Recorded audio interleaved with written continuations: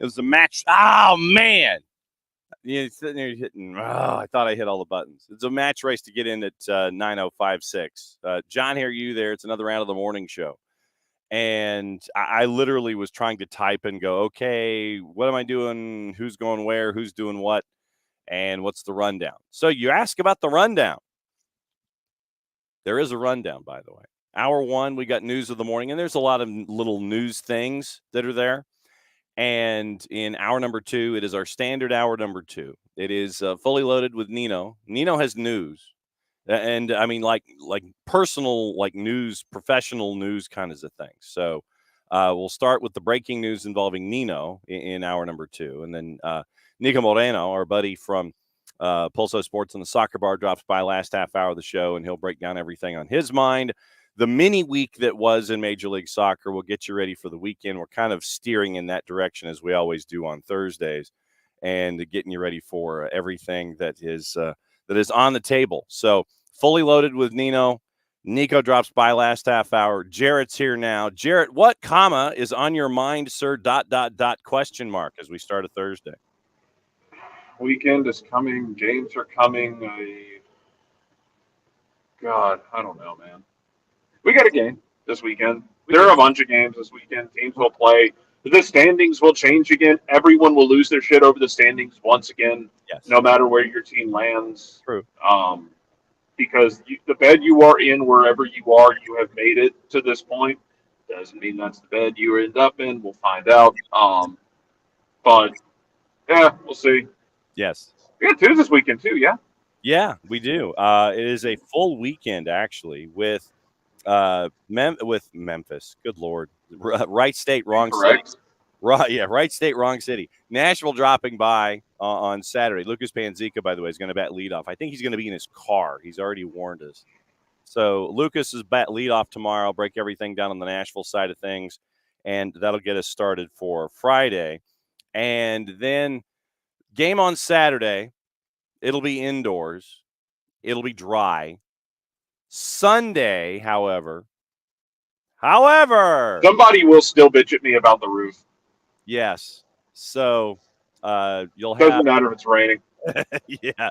So you've got the Atlanta United Nashville match among all the others on Saturday, and then on Sunday afternoon, it is one of the final home matches of the year. You know, indoors you'll be dry. However, it will be raining like hell on Sunday. 3:00 kick with Huntsville City Football Club and Atlanta United 2. That's going to be up at the Fraction, the penultimate home match of the season. And I would canvass that as Atlanta United 2 is chasing after a playoff spot in the Eastern Conference. If you can brave the weather, brave the weather. So brave the weather, go see the twos. It's Huntsville. Huntsville is out of the playoffs. They get to be a spoiler. We'll see our friends from Huntsville City Football Club drop by. So indoors, dry, Saturday night. You'll have all of that. Mike and Jason, 92.9 The Game and the Odyssey app, pregame with Abe and Garrett. And then 2:30 pregame on the network for us as we give you Atlanta United 2 and Huntsville City Football Club. And then it's the quick turn because you got the matches in the midweek with Messi and Friends. And it might actually be Messi and Friends. It might actually be that. And the reason I say that is because you look at our buddy Gaston Edul, who has 960,000 followers on the 280-character app. So I think it's safe to say that folks follow him. Gaston had a note yesterday about Lionel Messi, and it appears that Lionel Messi had another training session yesterday because he has the flu. Nothing happened to him with the recovery of the ankle. Remains on track to return in one of Inter Miami's next 2 games. So it wasn't a leg issue that was keeping him out of integrating with all of his teammates, but it was the flu. So, however, the flu is for Messi. It could be Messi and Friends this weekend. It could be Messi and Friends in the midweek. We will see, ... Actually, that's really poor punctuation. So we will see ... How about that? So keep an eye on that. Gaston Idul broke that yesterday. Everybody was going, Messi's not at practice. Messi's not at practice. And Gaston Idul was like, well, it's because he's got a cold. That's why. So he's battling the flu. We'll keep an eye on that. So our number one is news. Our number two is Nino and Niko. Sudamericana, Libertadores, Major League Soccer, all that stuff going on in our number two. Our number one, actually, Atlanta United's come out with a media ambassador award, by the way. This just coming across the wires. Announced that it will annually recognize a media ambassador presented by Gallagher. The award will recognize a first-team Atlanta United player who best displays values of professionalism, respect, and integrity through their interactions with the media. Select local media who regularly cover the club and work with its players will vote for the award. Quoting Garth, proud to introduce the Media Ambassador Award presented by Gallagher as a testament to the mutual respect and professionalism that defines our players' interactions with the media. This award not only celebrates the player who best exemplifies these qualities, but it also reflects our commitment to giving back to the community. Gallagher provides the winning player with a $5,000 to direct to a local charitable organization of their choosing. Club will also match the contribution, raising the total donation to $10,000. Announced prior to the club's final home match of the regular season, October 5, against New York Red Bulls. Jarrett, when you have gone into the locker room, who have been some of those folks that have been more than willing to ring the bell and answer the call every single time out this season? Who would be, just off the top of your head, who would be the not even just this season, but Brooks Lennon comes to mind. Brooks is always like, even on those bad days, he's willing to stand up there and talk to you. Brad always is, which I think just comes with the armband, and he understands that. He knows what's up. He's no fool, and that's those guys are always willing to do it. Jamal and Shonda will sometimes, just kind of depends on if you catch them or not. But those are I think Brad and Brooks are the ones that come to mind that will stand up there real quick. Okay. Opening kickoff brought to us by our friends at Kickoff Coffee and kickoffcoffeeco.com. Let me get to the QR code so I can actually display it. There we go. There's our QR code for those of you who are watching. However you're watching us this morning, whether it's on the YouTubes, the 280 character app, or on the Twitch. And what you do is you click on the, I don't know if you can kick a QR code, but if you click on that QR code and you go to our friends at Kickoff Coffee and kickoffcoffeeco.com, use the code soccer down here 15 at checkout. Then they in turn take 10% reinvested into youth games, youth initiatives. Very, very cool stuff from our friends at Kickoff Coffee and kickoffcoffeeco.com. Just ask our friend Melissa Ortiz. Couple of things this morning, I guess, are somewhat kickoff-ish. And one of them has to do with the Aston Villa goalkeeper, Emi Martinez, who is accused of, quote, end quote, slapping a camera and a cameraman. It looks like, I think he slapped the camera. I don't think he necessarily slapped the cameraman. But the Argentine keeper faces a potential ban from internet. This sounds so dire. The Argentine faces a potential ban from international football despite the cameraman saying it's all good and telling Martinez to look ahead. So, Emi Martinez, and the video is out there for those that when I got it specifically from our friends at the Telegraph. So, now our friends at the Telegraph, there's your story, and you can catch the video. It's almost TikTok-ish the way that it was posted, but nevertheless. You have, Pars, we'll get into that in a second. So, Emi Martinez has been accused of slapping a cameraman after Argentina's 2-1 World Cup qualifier defeat by Colombia. Video footage appeared to show the 32-year-old hitting a camera, knocking it to the floor as he was being filmed on the pitch following the match at the Estadio Metropolitano in Barranquilla. Teisei has the watermark on it. Johnny Jackson, the man who was holding the camera, accused Martinez of slapping him in frustration at the defeat, with the keeper appearing visibly annoyed by the close proximity of the camera. The copy for the Telegraph says the cameraman, but it's the camera because the camera actually is closer. Jackson referred to Martinez by his Argentine nickname Dibu and told RCN Deportes quote, out of the blue, he slapped me. I felt very angry. I was working just like he was. He was playing and I was shooting with my camera. But he also sends a message to Debu. Quote, Debu, my brother, how are you? I'm Johnny Jackson, the cameraman you assaulted in the match against Colombia. I wanted to tell you it's all good, my brother. Everyone has lost a match in their life. This defeat clearly meant a lot to you, but look ahead, Debu, end quote. Works for a company deliverer that is one of the rights holders. Colombia's Association of Journalists, Accord, called on FIFA to punish Martinez for his actions. Of course, the Colombian Association for Sports Journalists would do that.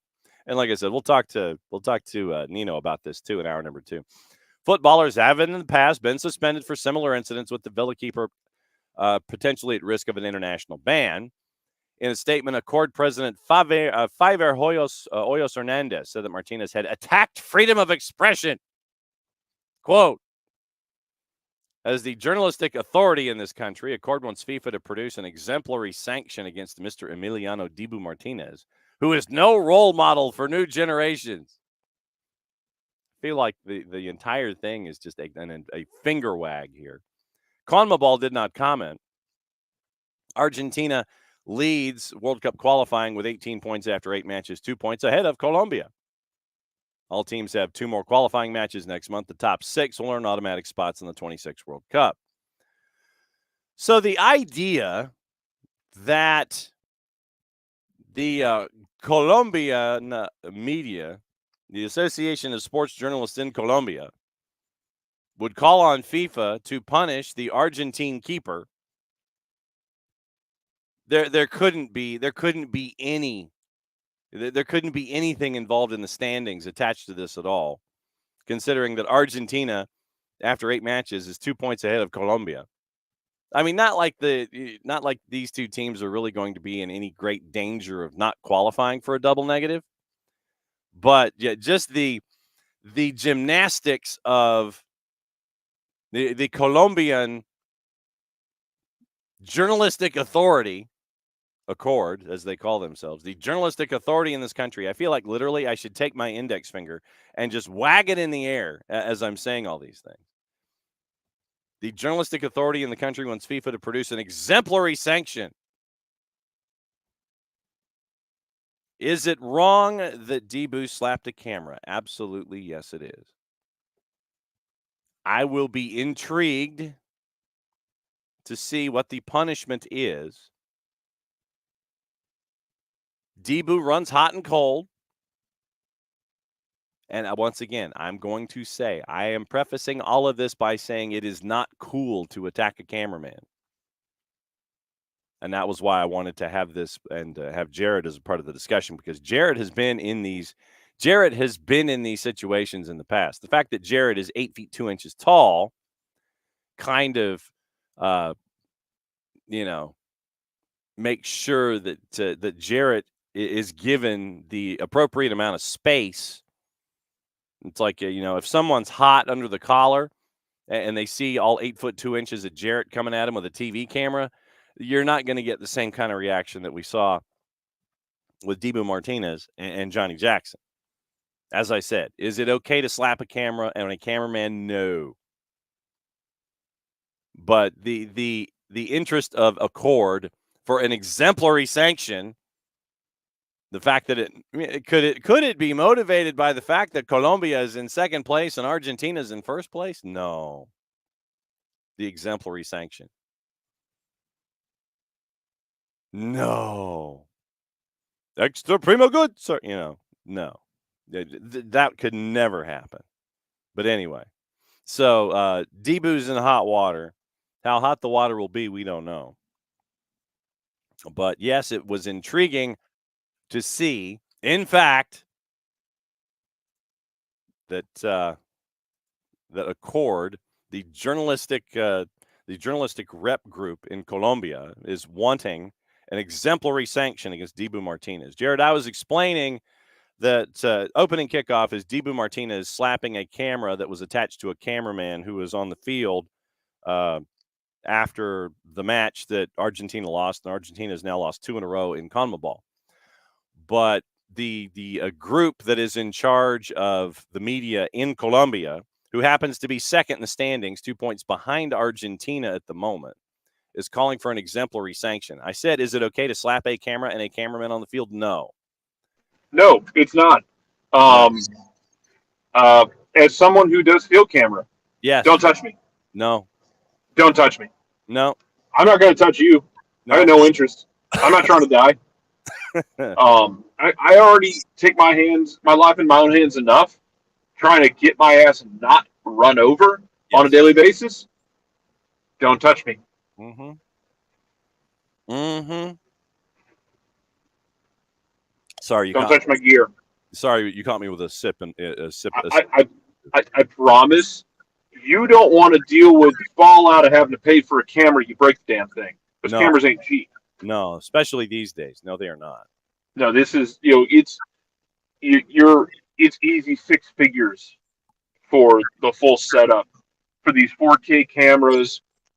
That like mason brick of a battery that we got to carry on the back of it. Yeah. Whatever the hell lens they put on it. Yeah. Wireless transmitters. Like, yeah, you're getting into 6 figures. Don't do it. No. The lead Colombian journalistic organization obviously is coming to the defense of the cameraman and is asking for an exemplary sanction, an exemplary punishment. The cameraman actually said it's all good. People lose matches, those kinds of things. But once again, we come across another situation where Dibu Martinez, who runs hot and runs hotter, has a time where he loses a match, second in a row, and decides to try and open hand slap a camera. I'd like to know how his hand is after hitting the camera myself. But yeah, same. It's like watching a football fight, like an American football fight. And one of my favorite things when that happens is to watch which one is going to be the first dumbass to try and close hand punch another human being with a protective helmet on their head. Yes. It's always a really good measure to see how dumb someone's going to be in that moment. Yeah. Yeah, I get that Debo's upset. And it's like, yeah, I'm glad I didn't try and like close hand punch a camera. Cameramen have to get in there. I will tell you because director and producer are both in your ear. Yes. Telling you where to be, telling you what to do. Get in there. Yeah, you have people in your ear yelling, telling you what to do. Mm-hmm. It's just part of it. So that's the latest with Emi Martinez. And Pars, by the way, who is moving, and once again, full disclosure, Pars and I had about an hour and a half discussion because he wanted to learn more about the sport. And having an hour and a half discussion with me is pretty dangerous.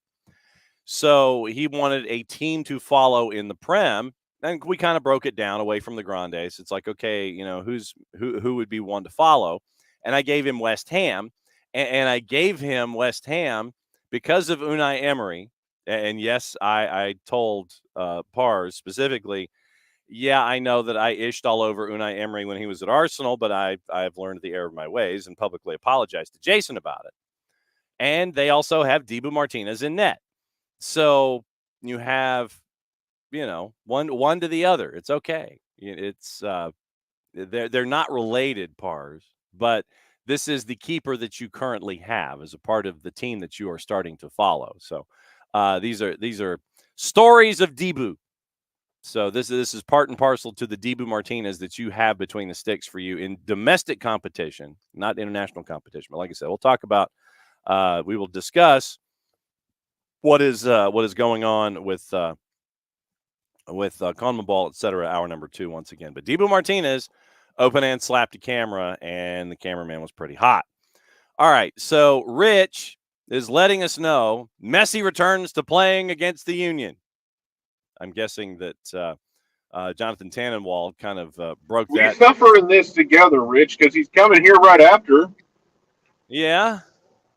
It will be intrigued to see, if he, in fact, Jonathan Tannenwald says, is Messi about to have a flu game against the Union?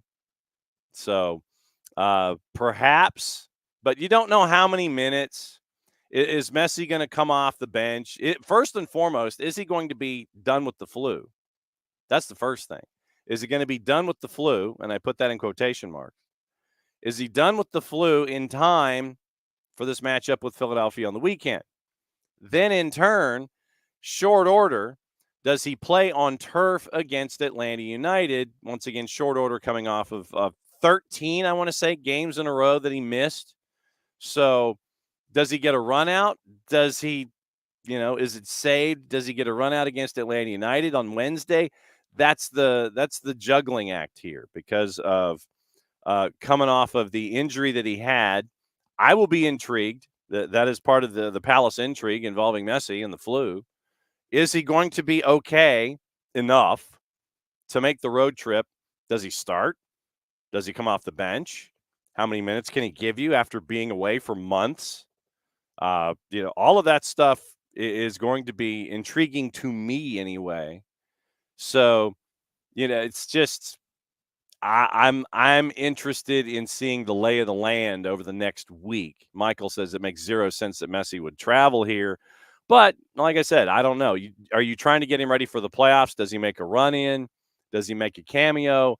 Does he give you, if Messi's going to play, Messi's going to want to give you 90, even though he may not be physically ready to give you 90. But yeah, I am Rich. I am intrigued. I want to see A, if he's healthy enough, B, how many minutes he's going to get if he comes and plays on the weekend. And apparently Messi's yellow tinted potato chips partner is apparently now an official partner of the FIFA World Cup and the Women's World Cup in 26 and 27. So that was announced by Fabrizio Romano this morning. So that transfer news from an A-list source. So we'll see what happens there, and as the ads continue to go. Michael thinks that Messi's ready for the playoffs right now. I mean, if he has been just completely and totally rehabbing and we haven't seen it or anything like that. But what we've seen from the Gulfstream Galacticos anyway is that they have managed without it. They have managed without Lionel Messi, but they've done all right. When you look at the standings, it's still number one in the East. That hasn't changed. 8 points clear. Columbus has now one match. Wilfred Nassi's still mad. Yes. He is still mad because they didn't manage their backup goalkeeper situation well. Yeah. And also MLS and the MLSPA need to get their shit together. But yes. Yes, that was part of the larger point that we had when we played all that stuff. We literally Miami on the road, even Stevens, 9-2-3 at home, 9-2-2 away. But one of those losses at home was to Atlanta United. We played, Jarrett, I know that you've been kind of drifting in and out this week, but we made a point to play the Caleb Porter rant in full. Made a point to play the Wilfred Nancy rant in full. And Wilfred Nancy's rant is almost 7 minutes. And I thought it was worth it because of the issues that he brought to the table, meaning Wilfred Nancy, not necessarily Caleb Porter, because Caleb Porter called out Tim Ford and got $20,000 and a game suspension. Yeah, and guess what Tim Ford will get? I believe the term would be bupkis. Yeah. So even if they do, you won't notice it for a couple of weeks. Kind of like how the way that light moves through space. The light from the sun you're seeing, it left the sun 6 to 8 minutes ago, give or take. Yeah. I think. It takes time for light to get here. It takes time for the impact of officials to be reprimanded because they are scheduled out ahead of time. It's just you've already got games scheduled out. So you'll finish those scheduled out games, and then if you see Tim Ford pop up as an AVAR for a couple of weeks, maybe they slap his wrist a little bit. Yeah. I don't expect that personally, which is a shame because Tim Ford has. This isn't the first time he's been called out, and his name hasn't been dropped by someone like Caleb Porter, who gives somehow negative Fs about anything. Yeah. But not the first time he's been on the receiving end of this sort of criticism. Better referee development in this country. Need people to not be dickbags to referees at your local park. because it makes it really sets this precedent for a lot of kids that I don't want to be yelled at by alpha-red dad. Yeah. But yeah, you need better referee development in this country. You need better referees, but that's not something that happens overnight. Mm-hmm. Um, if you don't want Tim Ford to officiate your games, develop someone better. Yes. And for someone better to develop, you have to have a positive environment for that. Correct. We do have our referee assignments, by the way, for this weekend. And for Atlanta and Nashville, Armando Villarreal is in the middle. Greg Dopka is your VAR. So, we discuss officials, and hell is real is this weekend. So, who do they put in the middle? It's not Tim Ford, by the way, but it's close. Joe Dickerson in the middle for 2 versus 3 in the Eastern Conference and a rivalry match. Yunus Morakchi is your VAR. I imagine that as we get through the rest of the matchups, we'll see that Morakchi is going to be a daily double VAR. For DC and NYC, Remy Touchon is in the middle. JC Rivero is your VAR. For Messi and Friends against Philadelphia, well, Rich, you've got Sergi Boyko in the middle. And Soren Stoichka is your VAR. Sergi Boyko, you'll remember, was the center ref who thought he had the call correct for Mati Bogish and Atlanta United, but was talked out of it and was talked into a Brad Guzan red card. So Boyko had the call right for Atlanta, and LAFC got talked out of it by his VAR at the time. Sergi Boyko in the middle down at the erector set for Philly and Messi and Friends. CF Montreal and Charlotte at Stade Saputo. Rubiel Vasquez in the middle. Jorge Gonzalez is your VAR. Purple team and the Revs. Oh, this will be fun. Tori Penso in the middle. And now this is cool. Tori Penso, Brooke Mayo, and Catherine Nesbitt. Your ref and your 2 ARs. Rosendo Mendoza is your 4th. Jeff Gamble is your VAR. But you want to talk about a crew that's not going to take any ish from anybody? Tori Penso, Brooke Mayo, Catherine Nesbitt. They're not going to take any ish from anybody. I'm looking forward to that. Toronto and Austin, Chris Penso is in the middle for that one. Pierre-Luc Lozier is your 4th. Luis Guardia is your VAR. Fire and Red Bulls, Mark Allerton in the middle. Edvin Jurasevich is your VAR. Houston and RSL, John Freeman, no relation, is the man in the middle. Jair Marufo is your 4th. That's intriguing. Daniel Radford is your VAR. My favorite are the ones where John Freeman and John Nelson exist in the same game. Yes, absolutely true. All caps in Minnesota has Marcus de Oliveira in the middle. Fotis Bazakas is your 4th. Ismail Elfath is your VAR for that one. Colorado and Portland, Philip Dujic is in the middle. However, Alan Chapman is your VAR. And for El Trafico, Ted Uncle is in the middle. Kevin Stott is your VAR. That's a collision. Vancouver and San Jose. Lucas Uncle might fight somebody in that game. Yes. What's interesting, someone posted this yesterday, and I forget who did it on the Decomposing Bird app. Yes. That Ricky Puig has not had a goal contribution like the last 3 Traficos. Oh wow. So LAFC has done a great job of keeping him pinned in. Mm-hmm. I want to see how long that lasts until something just pops off. Whether it's Ricky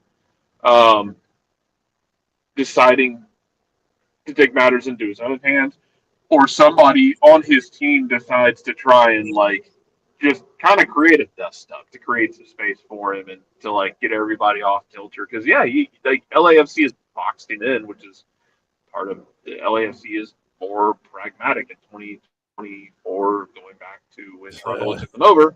Yeah, when they lost in the CONCACAF Champions League, ever since then they've been more pragmatic. To learn, I mean, even go back to 2019 when they lost in the Western Conference Final to Seattle, and they were boat racing everybody up until then. But they had big front runner energy. Yeah, and a lot of that was people were It was almost like people were so afraid to get hit by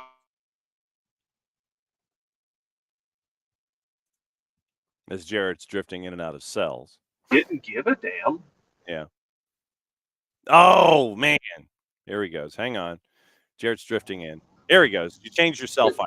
Yeah, I know. But it was it's kind of like a boxing match where everybody was so afraid to get hit, and then Seattle went in there and actually like relished getting hit LAFC in the face repeatedly, and knocked them out. And then after that, LAFC developed cojones. Mm-hmm. And that's It where happens sometimes it takes something bad like that to happen for you to have a growth moment. yes, absolutely true. And so I am intrigued by El Trafico late. And by the way, I'll wrap up the cruise here in a sec. Vancouver, San Jose, Lucas Zapala's in the middle. Jeff Gamble's your VAR. Sunday, Seattle and Sporting. Drew Fisher's in the middle, and Edvin Jurasevich is your VAR. So those are your assignments. But sidebar: after the Nashville match on Saturday, it'll be on atlutd.com. It is the unified matchup between Atlanta and Nashville. The weather's going to be crappy, so save yourself a trip to the car early. Stay for the unified match after Atlanta United and Nashville SC. Stay for the unified match. You'll see Brad Gazan, I'm sure, on the sidelines, helping Marty Jellamy and the staff and giving pep talks and all that kind of stuff. But after the Atlanta United match with Nashville, atlutd.com/live.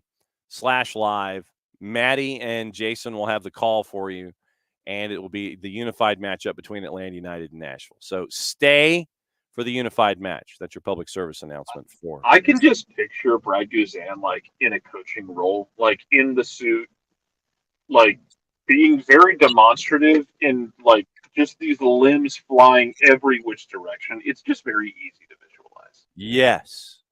I'm going to go ahead and do this for the first time this morning because there's some stuff that's overseas that we probably should talk about.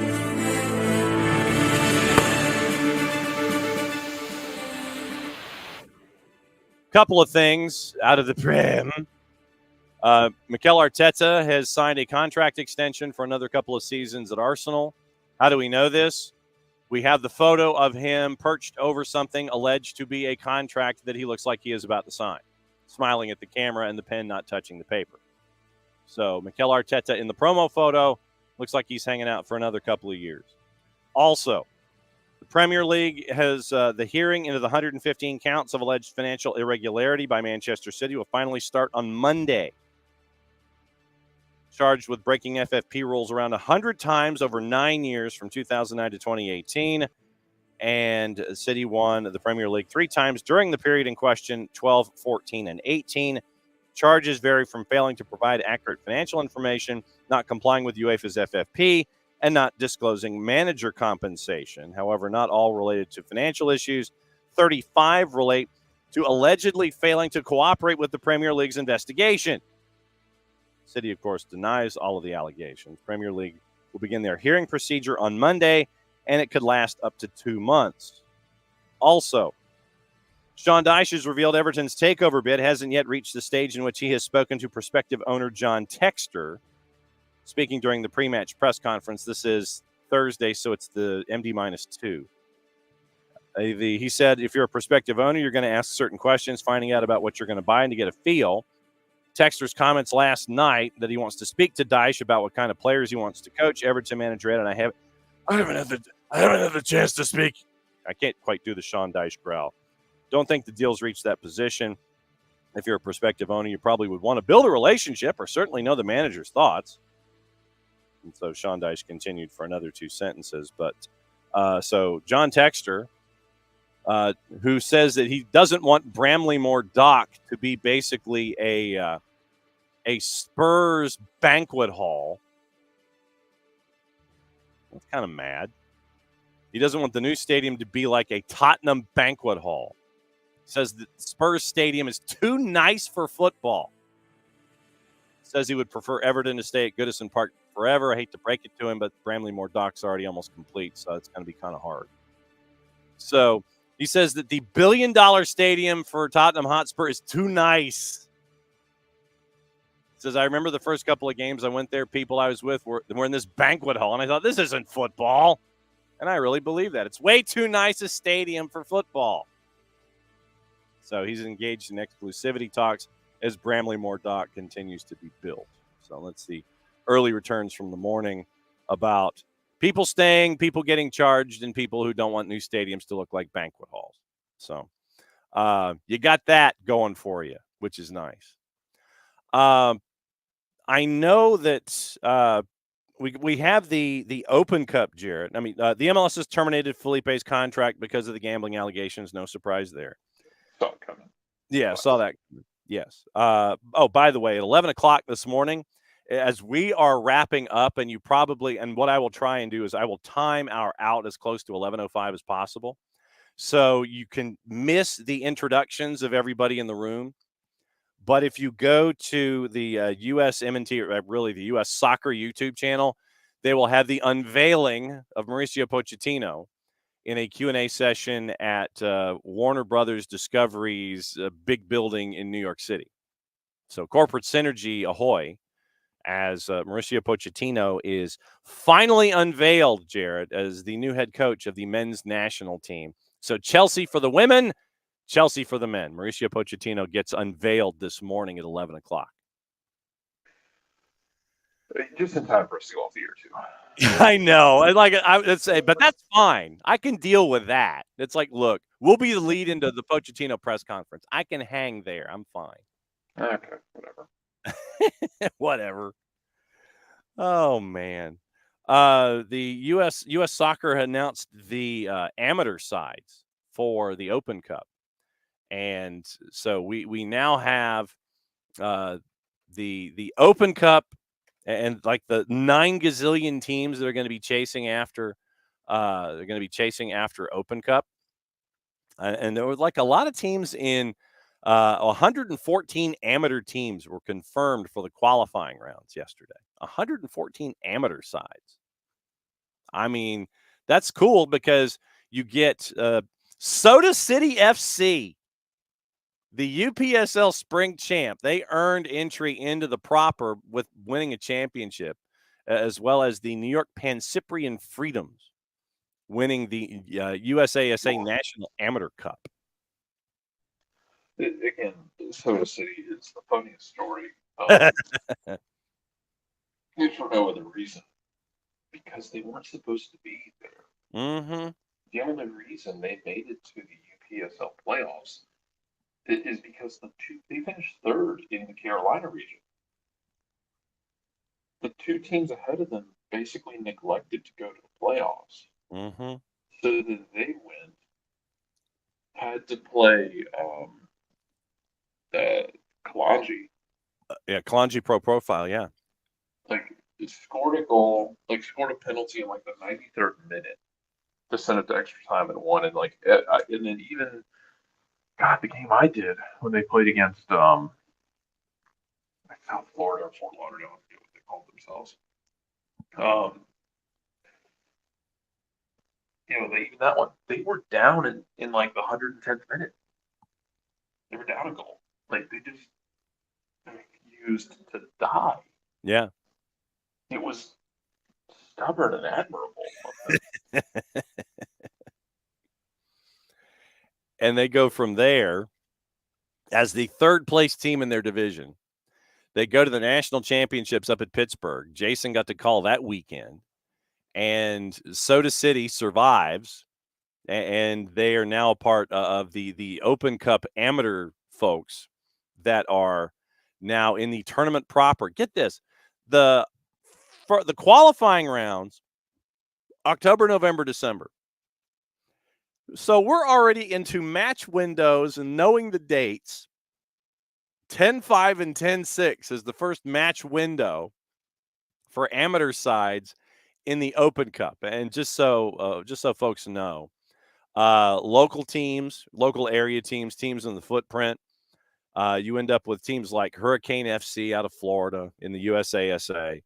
Uh, places like the Long Island Soccer Football League. Like I said, a lot of that's USASA stuff.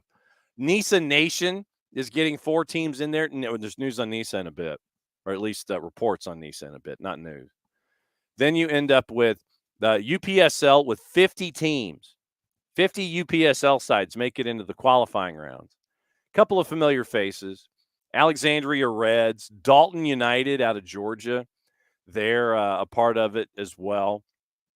You end up with Irvine FC, Miami United, and there are some hardcore South Carolina United Heat who we look at in League Two and USL, also a part of things in UPSL. Tulsa Athletic is active in there as well. So 114 amateur sides start chasing after it October 5th and October 6th. So that was announced. That was announced yesterday as well as a part of what's going on. The news involving, since I mentioned NISA and its reports, not news, it's reports. And for reports out of NISA and rumor, gossip, and innuendo, follow Dan Creel. He seems to be at the forefront of it, and this stuff that we have to chase.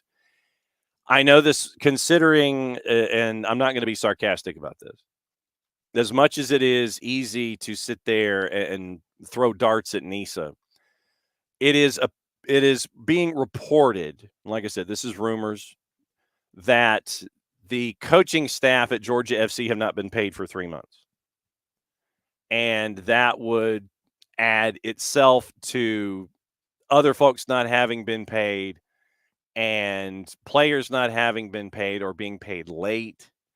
So probably what we need to do is circle back with the league and find out where they are with the involvement of Georgia FC, where they are with their involvement of Savannah Clovers, because when you have 2 teams in this state where we're based that are having issues financially, and we had the commissioner on, and I would go back and listen to that interview that we had with Commissioner John Pruch at the beginning of the season about where the league was in charge of paying the bills for Georgia FC, and bills ain't getting paid, and players ain't getting paid. So we probably need to circle back with the league and get an update. But Jarrett, no real surprise, sadly, that you have 2 teams in this footprint, one of them being mentioned again for having financial problems. But these financial problems are tied directly to the league and the league's involvement with running the franchise. Look, yeah, like the league is bad. It has continued to be embarrassing, frankly. Yeah. Like, how many times does all of that have to happen before you, like, when they show you who they are, believe them. Yes. And they show you repeatedly. This isn't new. This isn't new information for them. No. I don't know. Like, I've run out of things to say. I've run out of analogies for NISA. Mm-hmm. Because I'd love it to work. Yeah. Because you'd have another level of competition in this country, another option for people. You know, teams would be able to, teams sometimes move league to league because there are different setups. And you'll get teams who move in PSL and UPSL, and that is also the idea of like short season travel costs, that sort of thing. Yeah. Gives you an opportunity other than USL, because if you don't know, USL is incredibly expensive to be in. Mm-hmm. Even for like League One, League Two teams, it costs a lot of money. It's an expensive thing, and especially if you're like League One, it's a lot of travel. They're traveling all over God's creation. Yep. Think about it this way: 2 of the most well-known teams, South Georgia Cemento, who's well-known here, won the double a couple years ago. They play in the same league and have to play against Ford Madison. That's not Madison, Georgia. No. Wisconsin. Yes. Like, it's a lot of travel. It's expensive. So you give teams different options with different league options, but NISA just has not been able to get out of its own way. And I don't know how many times this stuff has to happen before people go, maybe this isn't going to work out. Yeah. Because I mean, the thing is, like, because it's not MLS, and you do have the anti-MLS bias in a lot of areas of in U.S. soccer, which I get it. It is what it is. I'm not gonna sit here and yell about it and listen to everyone else yell about it because I just do not have the time and I have better things to do with my day. Yes. Um, because you have the anti-bias, you're always going to have support for these things. But there's other leagues that are support behind, other divisions that are support behind, other what's the new one that's coming out? The soccer league. Oh, the Soccer League of Extraordinary Gentlemen. I know which one you're talking about. Um, just give me something that's relatively sustainable. Yeah. Yeah. It doesn't have to grow super fast. Take it from webvan, if you will, for those of you who were around in the early 2000s. You don't have to grow at an exponential rate. Build something, make it sustainable, create trust, create continuity, and then exist for a bit, and then grow when you need to grow. The League for Clubs. League for clubs, thank you. I mean, the League for Clubs Oh man. the name of it sounds like something that would be created on a deadpan TV. This is like the League for Clubs is something from Arrested Development. I was gonna say it's like Marvel Comics. It's the League for Clubs. It sounds like this sounds like something from an episode of Arrested Development, um, as like a new way to commit some light treason. Yeah. But yeah, I don't know. Let's see how it goes. Yeah. Well, So but it doesn't have to grow super fast. Like, just have some stability. Have a plan that's going to work year in and year out. Get your investors. Have a 3 and 5 year plan. Just it doesn't have to be insane. yeah. So the League for Clubs, by the way, now that we've gone to the sidebar,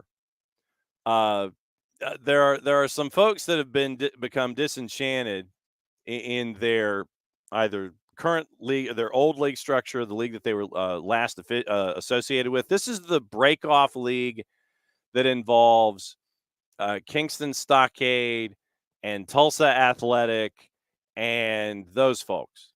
So the ones that are mad about NPSL have spun off and they have created the League for Clubs. And I feel like I need some kind of reverb or, trumpet fanfare or something that's attached to this. And so it is 9 teams in California near the Bay Area. It is 5 more teams in the Midwest. And then it's 5 in the Northeast. So and it's a couple of familiar names, but for the most part, you're sitting there going, huh? So here's the rundown. Folks that you might remember either from the NPSL, and this is like for hardcores. For old leagues, old USL name brand identities, NPSL, that kind of a thing. Napa Valley 1839, who died on the vine in USL. And I've got a scarf here somewhere. Sonoma County Soul, who's NPSL. And then a third incarnation of Albion SC. So literally 2 teams that you might know if you're a hardcore. Tulsa Athletic, who was the one that we've had Sonny on the show after they've won national titles in the NPSL in the past. They were mad about how things were going in the NPSL over a stadium issue. So they were told that they could not be a part of the NPSL last season. So Sonny D'Alessandro, one of the owners, was like, okay, fine. And then he's now a part of he's one of the forefathers of the League of Clubs. Then you have FC Wichita and Houston Regals. Once again, that's NPSL hardcore stuff. Atlantic City FC, who you might know from the Northeast, and Kingston Stockade, and First State out of Delaware. first state out of Delaware was an NPSL side as well. So you're looking at 5, maybe 6 teams if you're a hardcore in the summer that you would know that are now a part of the League of Clubs. And so these are folks that have run lower level clubs. None of us entered lower level soccer to play politics. We're here because we're builders. And there's a statement, like I said, I linked to the League of Clubs and their website for anybody that wants to read. But the new home for the innovators, entrepreneurs, and builders in American soccer, the League of Clubs. I seriously feel like I need like a thunderclap or something after, talking about the League of Clubs. But a couple of household names outside of their own household, 19 teams, Northeast, Midwest, most of them half of them in California. So we'll see how it goes, how it grows. If it does, if it's financially viable, which is what I would, to Jarrett's point, please, please, please be sound about your finances. Cautionary tale, NISA. So, yes, the League of Clubs, that came out yesterday, official with their new website design. So, look at the League of Clubs at the League FC at your own timetable. But yeah, they have an entire bio about themselves and all that. Michael Valverde with a question. Any word on Jay Fortune's fitness for Saturday? I have not heard anything in the negative. Obviously, we'll have Jason on tomorrow to discuss. But, Jay, once again, Jarrett, we've covered him since his days with the twos, and the progression continues, and he's taken time away from folks, but it's because he's earned it and deserved it. It's not like it's been given to him. Right. It's folks giving away time. Yeah. And he's the one taking it and doing the best of it. Mm-hmm. Like, this hasn't been like we're just going to play him because he's homegrown only. Like, guys haven't been doing the job. Yeah. And when they don't do the job, someone else has to do the job. Yeah. And he has. Yeah. And we're the end. Yes, the end, period. So to see Jay Fortune continue to earn minutes, not take minutes, but earn minutes, there's a difference. No word on his fitness, but I would figure that, he's obviously the physio is going to monitor him and all that kind of stuff. So they'll keep an eye on it, and we'll see what's going on from there. Michael wants to know when MLS is going to announce the boycott of the 25 Open Cup. And any announcement about involvement, first and foremost, I think it's going to come probably at the beginning of next season. I thought, well, hang on, Michael, now that you're talking about leaving the Charlotte match with an injury, hang on. I thought it was just minutes, but now that you have me, Sofa Score, Major League Soccer, hang on. We'll go back 2 weeks. So we'll solve. I thought it was just minutes, and it might have been a cramp, but let me double check. So lineups, scored the goal. Jay went 75. So I'm guessing that with Jay, it was probably, and Luis Abram. So what this looks like is Jay played 74, and then Rob wanted to bring in Luis for fresh legs and defensive purposes. So I hadn't heard anything about any kind of an injury, but on a hot night like it was in Charlotte, I would posit that Jay was pulled for defensive purposes after the goal after 74 minutes. And, if you're gassed, you're gassed. So I don't think there was an injury there, but yeah, I think if you're gassed, you're gassed. You got a 1-0 lead. You shore up your flanks. You bring in Luis Abram at the back, and you go 5 at the back and do it that way. So that would be, like I said, I'll go back and look. And like I said, we'll have Jason on tomorrow at like 10:30. Tyler Pilgrim's going to join us tomorrow at 10, by the way. So we get to find out about his trip, to find out about the ship, about him not turning on his phone or not being able to turn on his phone while he's on vacation and having things happen involving front office of Atlanta United. So Tyler's going to join us 10 o'clock, and we'll have weekend whip around patent pending trademark coming sooner, hopefully, rather than later. Jason traditionally will join us about 10:30. We'll talk about Atlanta and Nashville. Lucas Panzica, part of the Nashville SC broadcast crew, is going to join us batting leadoff tomorrow. And we'll see if our friends from Beyond Goals Mentoring can join us, unless they're traveling the planet and trying to figure out how to solve the world's problems through what they're doing, the fantastic work that they're doing at Beyond Goals Mentoring. So they could be doing dad stuff. They could be traveling the planet, but we'll find out. But Lucas Panzica batting leadoff tomorrow. Then hopefully our friends at Beyond Goals Mentoring. I think it would be Michael Parker's turn. 10 o'clock, Tyler Pilgrim will join us from Scarves and Spikes. They had their big show last night that had Neil Sika on, and a revelation from Tommy about Tommy and his doctor's appointments and Neil Sika and the Sika family. And then Jason joins at 10:30, and it's the free-for-all where we get you ready for the weekend and get you out the door around 11 o'clock or so. So that will be tomorrow. Hour number 2, our buddy Nino Torres is going to be joining us here in short order. We'll catch up with Nino about Libertadores and Sudamericana. And then Niko Moreno joining us for the final half hour of the show. And we will break down everything going on, what happened in the week that was in Major League Soccer. Obviously, we'll get Niko's thoughts about Wilfred Nancy, Caleb Porter, the short week, where things stand in the Western Conference. We'll play a little cliffhanger. And so it will be it'll be a full sprint here, as it traditionally is in hour number 2. So as we roll through that, since we have cleared 10 o'clock Eastern time, that means one thing. That means one thing. That means that someone comes to the table fully loaded. And I'm doing my stretches. I'm getting ready, because when somebody comes to the table fully loaded, I know I've got to be ready. I've got to be properly hydrated. I've got to be ready. And it's time to roll it in. Where our buddy Nino Torres, who has just become properly hydrated, at least for the foreseeable couple of minutes, he joins. Don't say anything yet. Because I have to do the proper greeting. We talked about this before you hopped on, is that there has to be a proper greeting for Nino. And so what does that mean, he asks? You know what that means? It means that the sound that we heard earlier this morning involving stuff overseas, we hit it again.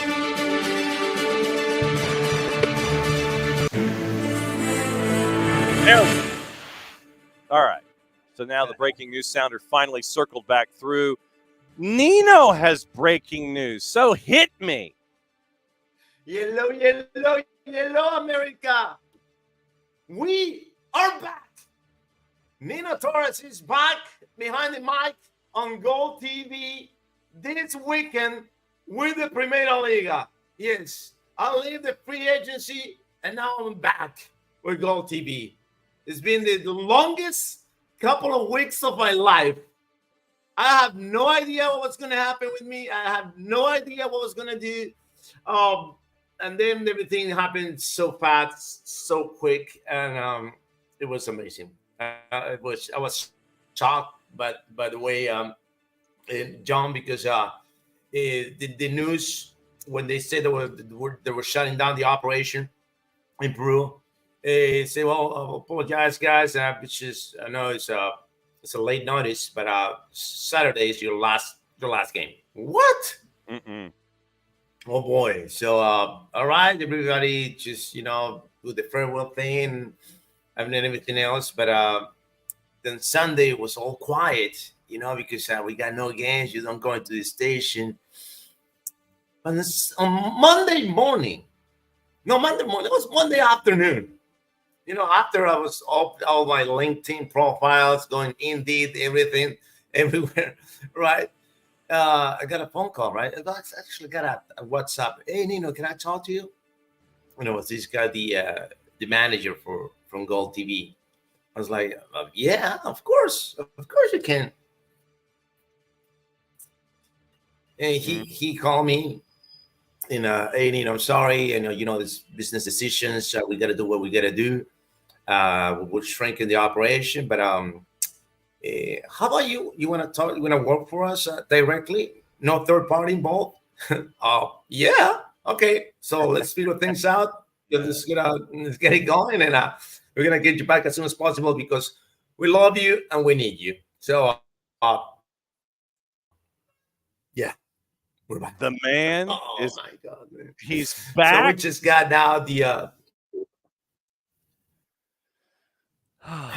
man, and it was crazy because we're gonna order all the equipments, right, for the transmissions. We got all figured out. We got everything coming. We were missing one piece of equipment, and we got the last preview yesterday, right? But the night before, the suppliers were like, "Oh, we're not coming. We don't have the thing that you need." What? So I don't know how many phone calls I made, but I think like 10, 15 calls around the city. And with my buddies here working on TV, hey, I need this piece of equipment. Do we have it? No, where can I get it? So I went to downtown Lima, which is ridiculously crazy. Go to downtown Lima, and I went to like several different stores, got the equipment, get it going, send the approval, and we got it done. We got it done, and we're ready to go on air on Saturday morning with Moreirense versus Casapia. So I don't know what you got to do at 10:30 a.m. Eastern time on Saturday, but you better put on your fanatics because they're gonna be on, buddy. See, there we go. And that it was, the fact that you are now like Gold TV Direct. I mean, the tie is there. There's no more third parties. You're having conversations with the bosses. It's like, okay, it's 1-to-1. It's A to B. It's not like hearing things third party. You are locked in direct, and we could not be happier because I know that it was a rough go for a little bit. But no, we wanted to lead off the segment with letting everybody know that you better get your Fanatis back if you don't have it, because our boy Niko is back on Gold TV. And so we love it. We love you, and we couldn't be happier that you are locked in specific with all of that. I know that this morning we're talking Libertadores and Sudamericana. And actually, we led off opening kickoff that we traditionally do in hour number one. We kind of lead the show off with like an item that's a little off center. Right. We led with Dibu Martinez slapping the camera. And Jarrett, who is 8 feet 2 inches tall, does that for a living, right, as part of his living. So our man Jarrett, who is part of the La Familia, he does this for a living for American television. He does that as a part of his thing on weekends, where he has that big camera on the sidelines. He'll shoot American football for you, and I wanted to get his perspective on when an individual decides that they're mad and they want to sit there and open hand slap a 6-figure piece of equipment. It's something you don't do. And Colombia and the press organization is requesting that a rather hefty penalty be weighed on Dibu Martinez for open hand slapping a camera. And you look at the standings and you're sitting there going, yeah, I know why they're saying, because Colombia is only a couple points behind, and it's like, gee, I wonder why they're saying it. But Argentina has lost 2 in a row, man. You said 2 in a row, right? But they you know how many games they lost in the last 3 years or 4 years? 3. 2? I was gonna say 2.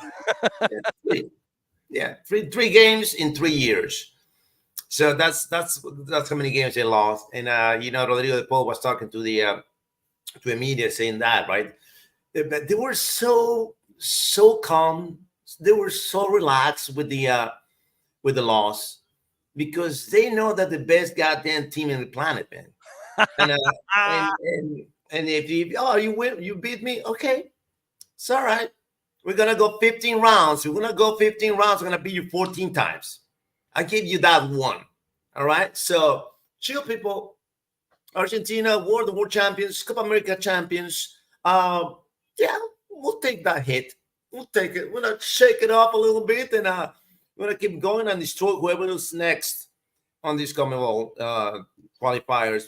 By the way, there's shifting powers, man. Shifting powers in CONMEBOL right now. Things are going. It's just insane seeing Brazil in that position. Never in my life has seen Brazil in that position on the table in CONMEBOL ever, ever. And that goes back a little bit to what we were saying: the lack of leadership, the lack of a quarterback on the pitch. You got all these talks from Rodrigo, from Vini Jr., and that's exactly what I was expecting from them. Being like kind of like spoiled brats. Yeah, they're playing Real Madrid. We won I don't know how many Champions Leagues, right? And we're gonna get it back, but it's not the message. That's not a leadership message. Still no leadership in that team, and I don't know. I mean, they're gonna qualify for the World Cup. That's no doubt, all right, because they're Brazil. They're gonna beat Venezuela. They're gonna beat us. They're gonna beat us. We're next. We're going to Brazil next round, so they're gonna make enough points to qualify. But I think they're gonna be fourth. They're gonna be fourth on this run. In fourth place is blasphemy, man. It's just it's an intense impact on all the Brazilian population and all the media. I don't want to be the Dorival Jr. right now, man. I don't Jr. right now, because it's the land of Pelé, of that guy, the land of the samba. It's going through a crisis. This is a crisis, probably the deepest crisis that we've seen from Brazil. No Jinga, no Jogo Bonito, no dominance. They're not almighty right now. There's nothing almighty about Brazil and these CONMEBOL qualifiers, man. When was the last time you ever heard a Brazilian player apologize to fans about their play? World Cup 2014. Okay. The 7-1 when they lost to Germany. I remember Felipe Luis. I remember everyone apologizing. I mean, Felipe Luis actually apologized to the fans on the stands right there as soon as the game was over, and they were so sorry for that. That's the last time, and we're talking about 10 years ago. 10 years ago. In a World Cup final, not in qualifying, where you are gripping right now. Right? Ever. In CONMEBOL qualifiers, yeah, Brazil looks everyone over the shoulder with a reason. Now they don't have a reason. They might have the players, but it's not enough. It's not enough. In CONMEBOL, this is the toughest conference in the planet, and it's proved one more time why. 16 years, man. 16 years for wide without beating Brazil, man. First time in 16 years. It stuns me how far Brazil has fallen, and you have the talent that's on the field, but the managers that they have, they don't have the wherewithal. They don't have it. There's no it from the manager.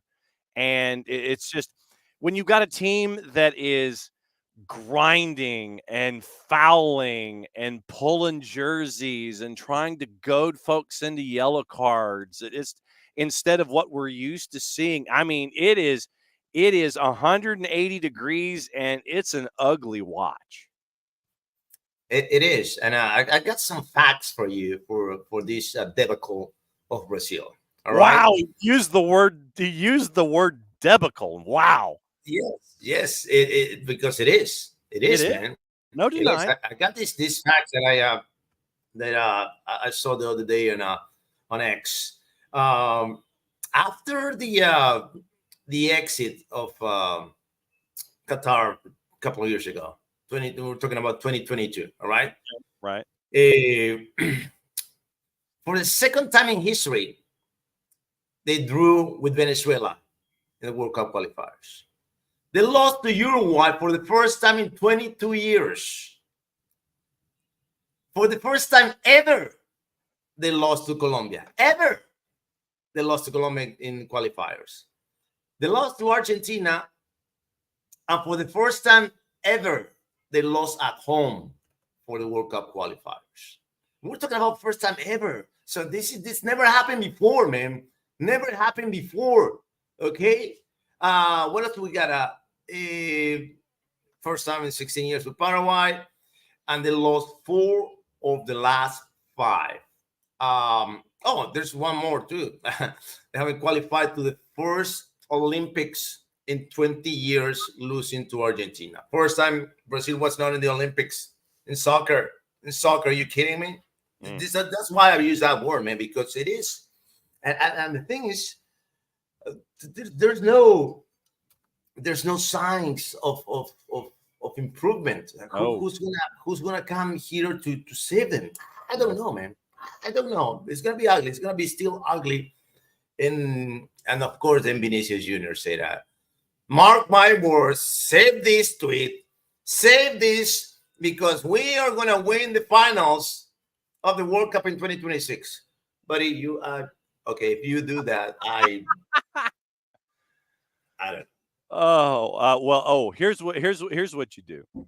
So if they win, if they win the World Cup final here in 2026, here's what you do. You come on our air wearing a Vinicius Jr. national team jersey on the air. It's on. And I apologize with my banner. Said, "I'm sorry, Vinny." Right? Yeah, exactly. So that's what you do. You got an "I'm sorry, Vinny" banner behind you, and you wear a Vinicius Jr. national team jersey on our air for that segment. I'm gonna wear a fake earring too, but I'm not gonna do an earring, but a fake one. Fake one. Like the little hook that just kind of hangs in there, that makes you look like a fake pirate. Yeah. No, but and to be perfectly honest, I don't quite think that that bet will be collected upon. I don't quite think that we're going to see Vinicius Jr. with what he said. But it was a crazy round in general last time out. And I mean, this was 2 days ago where Paraguay beats Brazil. They were a plus 670. They were a plus 670, Paraguay was. Brazil was a minus 204 in that match. Venezuela and Uruguay, goalless draw. Bolivia at a plus 1,200 beat Chile in Chile. Oh my God, those Bolivian boys that put money on their team, they're woo. And then Ecuador to minus 254, minus 256 beat Peru 1-0. And then Colombia, who was a slight favorite, they were a slight home favorite, got the 2-1 win against Argentina. So you mentioned where things currently are in the standings, and we mentioned the whole Emi Martinez thing where Argentina is 2 points ahead of who? Colombia. Yeah. Yep. Yeah. So 8 matches down, so we're almost to the halfway point. Argentina 2 points ahead of Colombia. Uruguay is at 15 points. They've drawn their last 2, but they're still humming right along. Ecuador, even with the 3-point deduction, they are in 4th right now.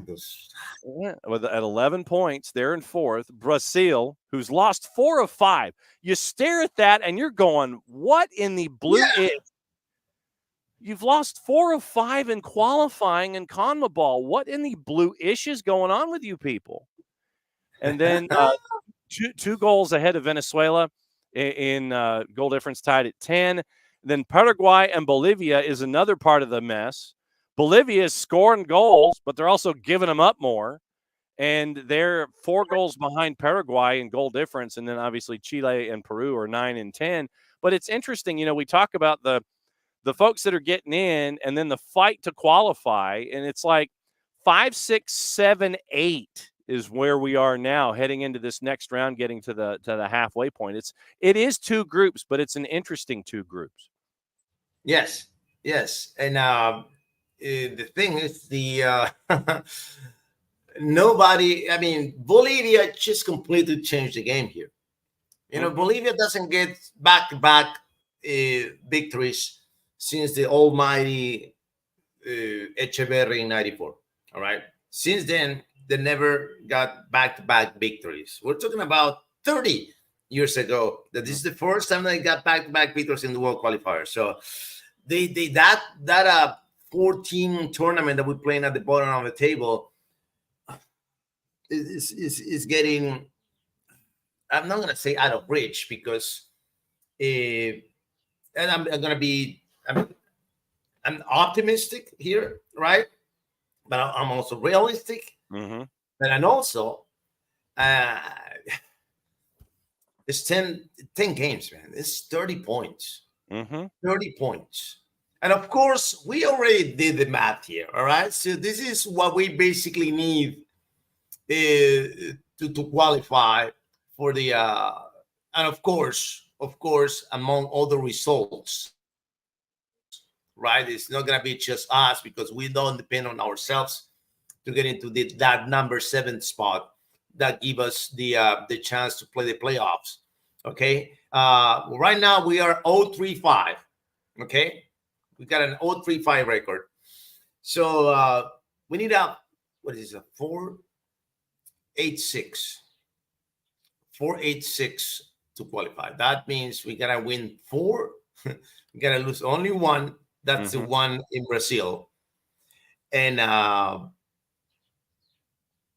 then we got is 4 victories and what is it? 6, right? 4, Yeah. 6, So 4, 1 and 1. So you're looking at 13, 1, 1.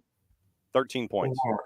Yeah, yeah. That's what we need to qualify. So, woo! Brace Uh, yourselves, yeah. brace yourselves, people.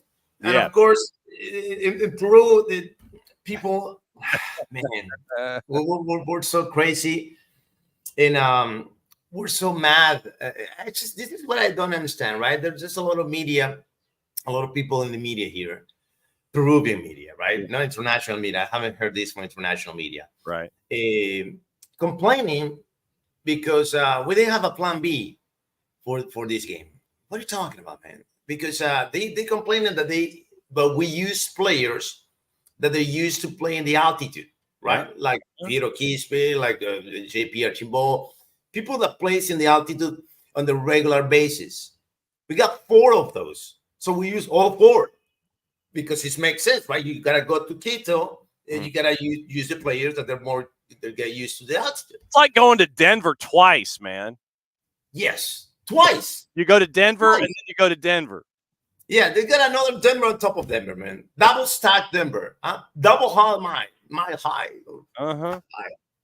And the people is complaining because Santiago Ormeño plays. By the way, I don't like Ormeño. Okay, I think he's way too slow. He's too tall. He's like a center from the NBA playing soccer, man. Okay, he's not national team worthy. That's my opinion. Okay, and they used him in the end for like 20 minutes. Didn't work out, but what impresses me the most is that we went for a spectacular game against Colombia because we were really good against Colombia. All right, everybody played 7 points and above, and then we went to Quito, and everybody plays 5 points. They give me 5 point performances all over the place. Why is that? That's what I don't understand. How can you change the game so much in 5 days? That's what I don't get it. I understand it's the altitude, but we won in the altitude before. In order to qualify to the World Cup in 2018, we did lose in La Paz, and we won in Quito. So it's doable. You just gotta be. I mean, I really don't know what's going on with the mentality of the Peruvian players because right after the game, they got interviews, and there are a lot of reporters that they got like a beef with players. right? Because no, it's the other way around. The players had beef with it with the reporters because they criticize him. Boy, if you're playing bad, I'm gonna say you're playing bad. Yeah.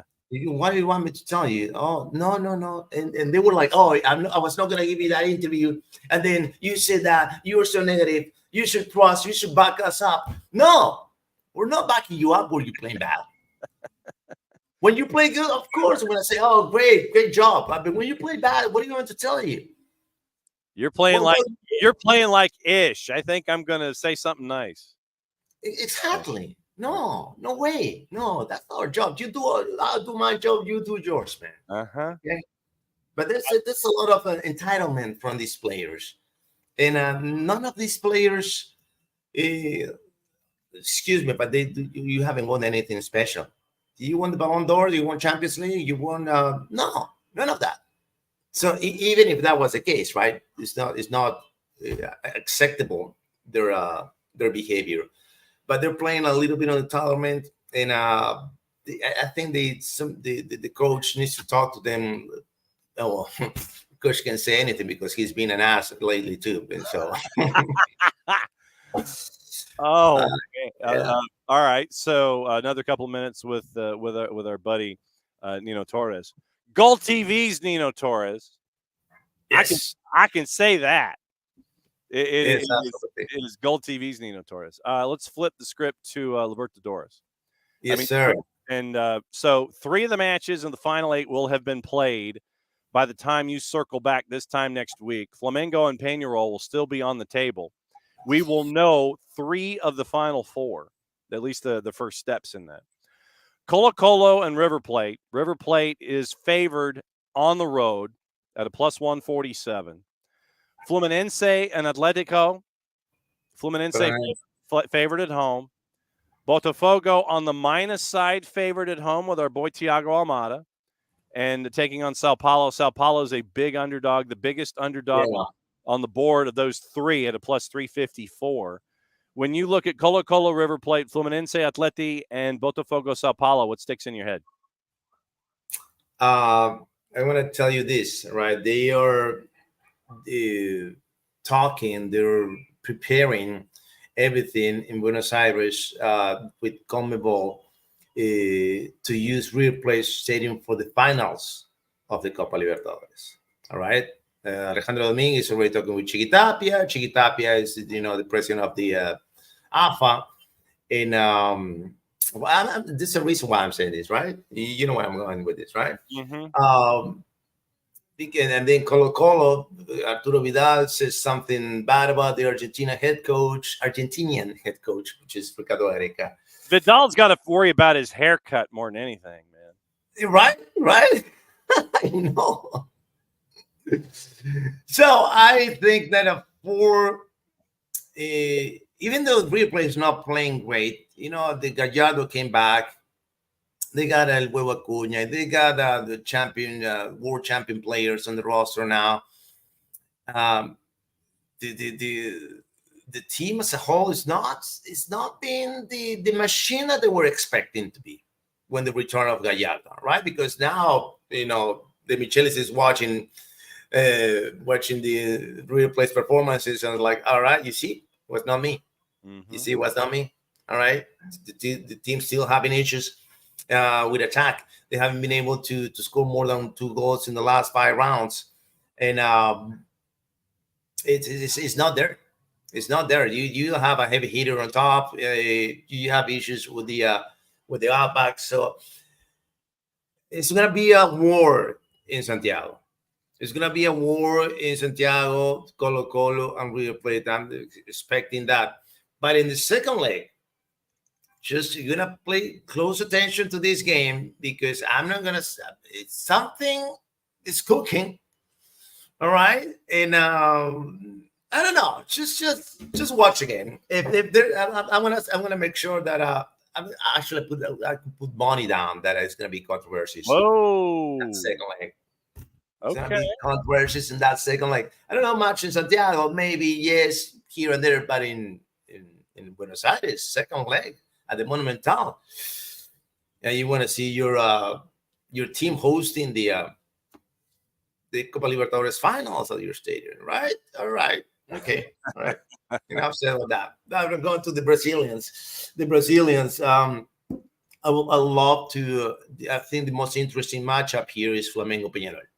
Okay. Flamengo Peñarol is going to be the most exciting series of all these ones, of all of them. All right. Just keep an eye on that because Peñarol, they were battling to return to the Final Four for the first time since 2011 when they played Neymar's Santos. And I think they got the power now. They got the power, they got the players, they got the coach to make an upset here, to create an upset here versus the almighty Flamengo. I think it's going to be the closest and most exciting matchup of all.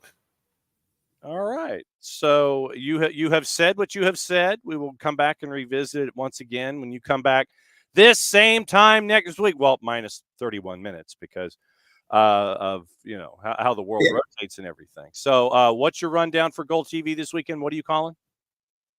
Oh, Primera Liga, man. We're calling Casa Pia Moreirense. We got Benfica's game. We got the Porto game. We got the Braga game. We got the big three because Sporting plays tomorrow. We don't have that game because it was too close. But I would have it too. I would have the big four of Portugal. I got the big three, but I'm excited to be back, man.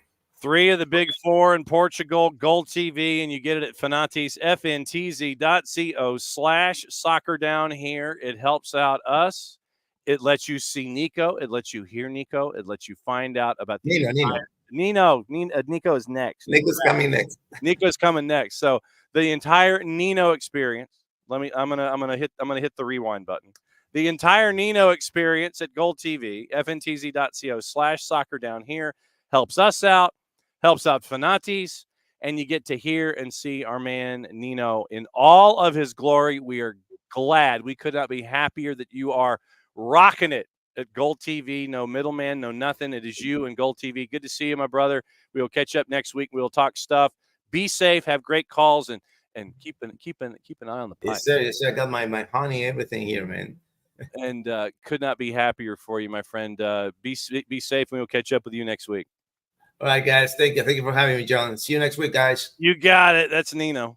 And if I could get my head out of my butt, I would say that it's Nino on a regular basis. But no, it's great. That's great news because it was dicey. It sucked.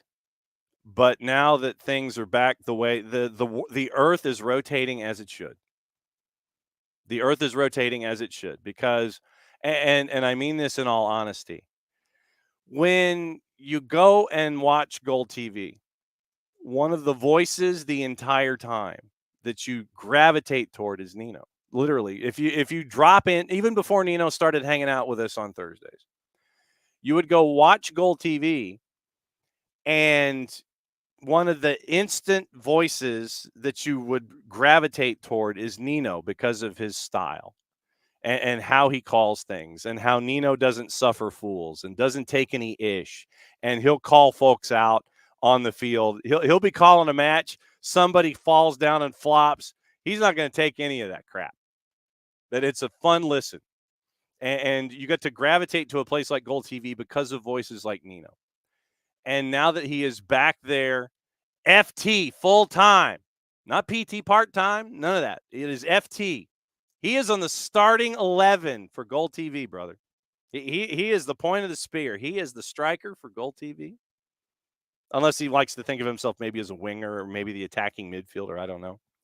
But no, he is one of the seminal voices of the sport. And to be able to have him with us to talk about things in the soccer over there context and talk about South America, talk about Europe, talk about all the programming that Gold TV has in the context that he can bring to it. We are truly blessed to be able to have him and to kind of shoot the breeze with him every Thursday when he can come and hang out with us and let us know what is going on in his brain to bring the perspectives that he has. But if you've never watched Gold TV, first time you click on, you hear Nino and you're stuck. You're stuck listening because of how he calls things and his style and his personality and all that kind of stuff. So we're blessed to have him. it's cool to have him back there. FT as a part of the starting 11 at Gold TV. So very, very cool that that has officially happened. We wanted to break that news. Nino wanted to break that news on with us. He's like, yeah, man, I got stuff I want to talk about, but I want to break the news. I want to break the news here. So news is broken. He is FT. He is starting 11 at Gold TV. And you can catch it at Fanati's, fntz.co/soccer down here. You can catch up with him all weekend long.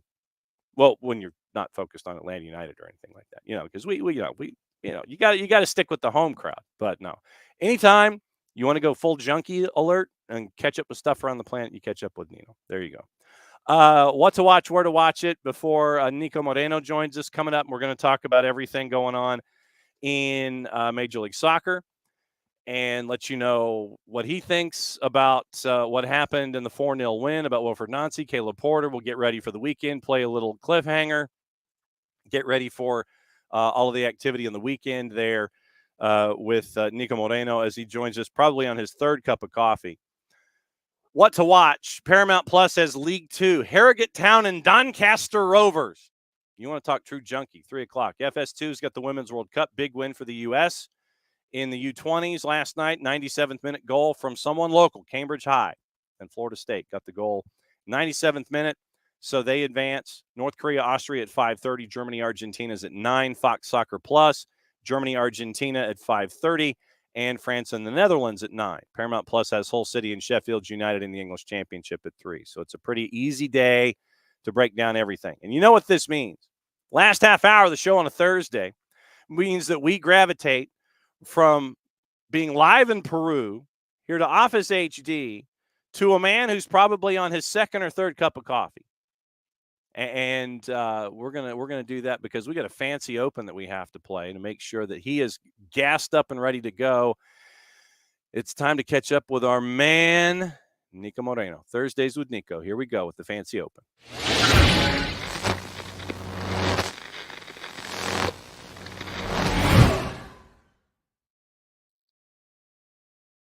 Beat 2, 3, 4. How are you, my brother? Hey, what's going on, John? SDH family, everybody in the East Coast, West Coast, wherever you're at, listening, watching. Thank you for being on. Excited. Yeah. It's been a good week. We had a little international play. We had some interesting MLS games, to say the least. So I'm ready to go, baby. Yeah. All right. So how many cups of coffee? Which cup of coffee are we on? Numero dos. We are. This is the second one. This is actually my smaller one. I had a 20 ounce before this. This is my 12 ounce. So yeah, we're ready to go. All right. So he's on the small. He's on the 12 and the 16 OZ this morning for his second cup. I know there's a lot of different ways that we can go, and what I wanted to talk about a little bit is. And I'm doing this on purpose because Nino, you know how Nino is about his man, Raul Ruidiaz. And the article came out where you had, and Sounder at heart, because you were holding back because you didn't know if it was going to pass by the editors and standards and practices and make sure that everything was there. Raul Ruidiaz not returning to Seattle in 25. And Nino, he's like, Nino, he's like, is there any chance? And you broke it all down at Sounder at heart. And fine, I'm going crosstalk. Nino's still hanging out in the green room. Here we go. All right. Lay it all out there, Nino. I know that you're I know you're fired up about it. Go ahead and lay it all out. We'll get the Raul Ruidiaz talk going and start things off. Nino, go. We're getting Raul back to Universitario Deportes. Yes, sir, in 2025. Might not be the scenario, might not be the 100-year anniversary of my beloved Universitario Deportes, but Raul, La Pulga will be back. We'll be back. And thank you, Niko. I backed you up on X, man. I fought so many people on X because of Niko, because they were calling him names. They were calling, hey, you should trust other sources. Why? You're not the only one with the sources. And you should, what are you talking about, man? Direct source, man. Direct, he talks to a GM. I don't care about your sources that you don't mention. We got the GM saying that he's not going anywhere now. But now for the next year, it's a different story. I'm just And going to we go. most likely going to have our guy back here to romper las redes in Peru in Liga Uno. Yeah, man. I mean, it was a bit of a novela. You know, it was so many things, so many people saying things over there in Peru. I did get called out of names. People didn't believe, and the guy they're saying, I have forty Whoa. thousand followers and all this stuff. And look, you could have whatever you want, but I'm just giving you the information that I have. And yeah, now that we are down to the weeds of what's going on. I mean, there is clearly a way that now Universitario can get Raul Ruiz, and part of that article said it depends what he wants, right? If he wants the glory of once again being the face of a franchise, if he wants the love of a fan base that would welcome him with open arms, and that's something that, yeah, Copa the Libertadores. Libertadores, everything, right? And I think what I try to get out of the article is that that's maybe something that he needs, right, at this point of his career, what he struggled with the Sounders, what he hasn't been able to be the protagonist. But I also did say that there's going to be a lot of offers out there, including Mexico, MLS. I wouldn't be surprised if China, Saudi Arabia. I think that there's going to be a lot of bidders for Raul Ruiz. If we gotta talk to the Peruvian National Bank, we'll do it, man. We'll do it. We gotta get a holding from Qatar or something, man. We gotta get a Qatari, a Heike or something. Give me that money. We're gonna pull the back, man. All right. So, all right, you two kids, I want to break you two up because we got other stuff to talk about. But I had to get the Peruvian conversation in here about Raul Ruiz. Once again, go back to drinking your tea there, Nino. Okay, and I know that Nino will probably want to come back in if there's something else. He'll wave frantically. So go back. Yeah, but what I will say is that it's definitely in the consideration. We'll see how the rest of the year plays out. Hopefully, he stays healthy. I think that's number one. He had some issues in his knees. He didn't travel to Columbus. He was back full in training this week. So hopefully everything stays in the best possible way for him in order to move on to his next chapter of his career. All right, go back to drinking. Go back to drinking your tea. You got a big weekend of Portuguese league to call. So get back in. Get Bye, back. Nino. Take care, my friend. All right. So, all right. Speaking of that 4-0 win, and this was something that we got into as a part of things. I do want to talk about the front office in Atlanta because I know that folks are interested in finding out details about 3 of the 5 candidates that are linked. And one of them we talked about before, but then there are others that have ties that I want to get into as well. But after the 4-0 win, Wilfred Nancy on about a 7-minute rant, and it's completely justified. I mean, because you and I have talked about it in the past about how the rules of engagement when it comes to rosters and competitions and all this kind of stuff, Wilfred Nancy didn't go after the result. He's like, I get it. What happened. We lost. I'm cool with that. You have Abraham Romero come out, make a hard challenge, red card. Zawadzki is a position player for the final 55 minutes or so. He got that. But after the match, he comes out and specifically starts going after the rules of roster construction in Major League Soccer. What did you think about that particular part of the discussion? He was cool with the fact that he lost 4-0 because what happened. But what did you think about what he said after the match about how Major League Soccer constructs things on a weekly basis? I mean, it's tough. I think that he did it correctly. He did not go full Caleb Porter, which is always appreciated. He did it very methodically. There are some points that I understand, and I get where he's going to, what he's kind of approaching to. I don't think he was saying it in a sense of excusing, like you said, the loss of what happened. I think he's more thinking of the development of the league and that in the future there should be things that should be considered because he was put in a situation that was difficult, not as if ultimately it wasn't their fault, kind of, but in order to keep their mythology an ideology of the club on what it means to go from a second team to the first team. You got to earn it. It shouldn't just be like, I'm not going to sign you just because I need you for this game. And that's why it's so important for me to be able to just have this temporary contracts, because I don't want to just sign a kid that's not ready. Because what type of message does that send? I like that. And I thought he explained it well. I don't see it as a guy that's out there crying about it like a lot of fans took it, because he didn't sound like that. And I just think he wants what's best for MLS moving forward, and what's best for these kids using tournaments like Leagues Cup, like even a friendly against what was it, Aston Villa, Yeah. uh, things like that, to just get you experience, get you out there, get you developed. And so, in conclusion, I think that there were a lot of points that he made that are valid.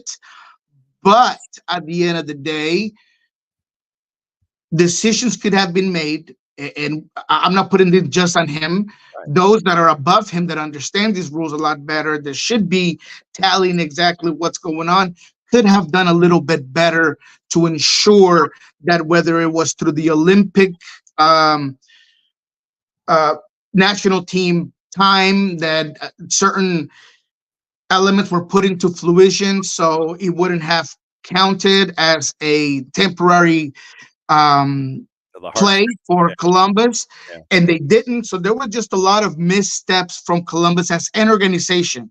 But in terms of what Wilfred Nancy said, I think he has a lot of good points, and I think that will be taken into consideration in the future.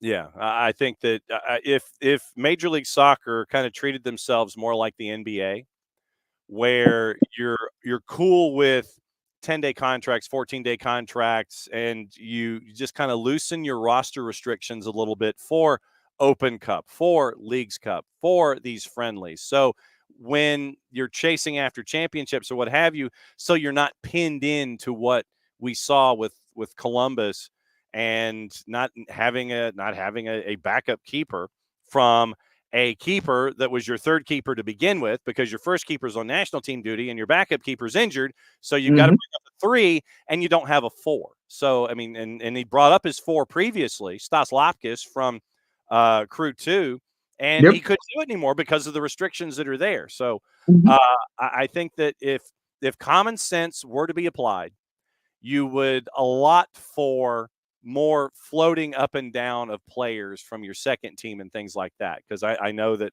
I guarantee you that Brian Schmetzer would love to be able to use a guy like Paul Rothrock more in his early days than just sitting there calling him up and having him sit. Yeah. I mean, that's just me off the top of my head. No, and or you could add little, caveats, because I understand the players union and what the players union is trying to do, but making sure that these guys are not overused. And if you want them and you need them, then sign them to a contract so they're paid the correct wage for their efforts. But maybe having, little small writing about specific situations. Hey, if I got 6 guys called into U.S. national team duty and my goalkeeper's hurt and whatever, then you're allowed an extra one. So if you want to get down to like the nitty gritty, and we're going to just, dot our I's and cross our T's, and that's what we're going to do with the current rules and regulations, then let's do that. Yeah. But there has to be some changes. So the soccer component doesn't hurt, the development component doesn't hurt, and everybody's happy. Exactly. Amen, brother. All right. So Garth Lagerwey and Carlos Bocanegra parted ways. And so now it is Garth's show. It is Garth and what he wants to do in putting a stamp on Atlanta United. You're looking now at vice president, technical director, and head coach. Those vacancies are there. Rob Valentino, obviously, still with what he is doing on the field, is under consideration for the full-time head coach position. For the general manager, whatever term you want to use, the soccer director of soccer operations, names have been floated out there that have ties to Seattle. That is not a surprise. Chris Henderson, obviously, number 1 on the list. the talk that Tom Bogert had about Raul Sanlehi kicking him out of his office. I like that corner office. I like those windows. I think I'll go there. And so Chris Henderson, apparently, according to Tom Bogert, had to find new office space involving his time there with Messi and friends. I don't know if he's in the snack bar. I don't know if he's in a broom closet. I don't know if he's got a window or what. But according to Bogert, Sanlehi liked Chris Henderson's office and was like, I want that office. That would cause a little rancor and a bit of a headache for me if I was Chris Henderson.